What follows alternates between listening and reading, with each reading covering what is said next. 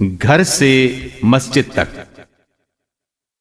عزیز بہنوں، بیٹیوں اور بھائیوں، ایک حدیث شریف پڑھتے ہیں جسے امام بخاری اور امام مسلم نے روایت کیا ہے، اور راوی ہیں سہل بن سعد الساعدی۔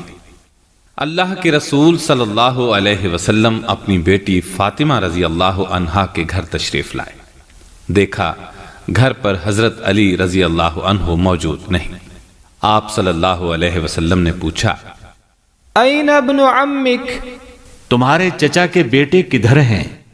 حضرت فاطمہ نے جواب دیا، کان بینی و بینہ شیء فغاضبنی فخرج ولم یقل عندی۔ میرے اور ان کے درمیان کچھ انبن ہو گئی تھی، چنانچہ وہ مجھ سے ناراض ہو کر گھر سے چلے گئے اور میرے پاس قیلولہ نہیں کیا۔ اللہ کے رسول صلی اللہ علیہ وسلم نے کسی شخص سے کہا، انظر این ہوا؟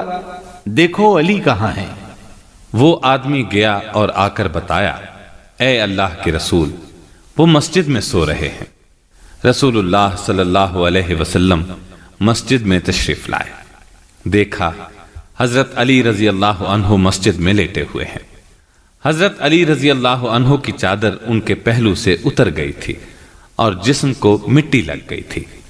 نبی کریم صلی اللہ علیہ وسلم نے فرمایا، قم یا ابا تراب، قم یا ابا تراب۔ اٹھو اے ابو تراب، اٹھو اے ابو تراب۔ حضرت سہل بن سعد رضی اللہ عنہ کہتے ہیں کہ پھر حضرت علی رضی اللہ عنہ کی سب سے پسندیدہ کنیت ابو تراب ہو گئی تھی۔ حضرت علی رضی اللہ عنہ حضرت فاطمہ رضی اللہ عنہا سے ناراضی کے سبب گھر سے نکلے تھے۔ وہ گھر سے اس لیے نکل گئے تاکہ دونوں کو اپنا غصہ ٹھنڈا کرنے اور غور و فکر کا موقع مل جائے۔ ذرا غور فرمائیں کہ اللہ کے رسول صلی اللہ علیہ وسلم نے کس قدر حکمت اور دانش سے کام لیا کہ آپ نے فوراً حضرت علی کو تلاش کیا۔ جب پتا چلا کہ وہ مسجد کے اندر ہیں تو اسی وقت ان کے پاس پہنچے اور بڑے ہی پیارے انداز میں ان کو پکارا، یا ابا تراب۔ ان سے ہرگز یہ نہیں پوچھا کہ گھر میں کیا جھگڑا ہوا ہے، اس کی تفاصیل کیا ہے، کون سچا ہے، اس کا سبب کیا ہے وغیرہ۔ ادھر فاطمہ رضی اللہ عنہا کے اسوہ کو بھی دیکھیں اور غور فرمائیں۔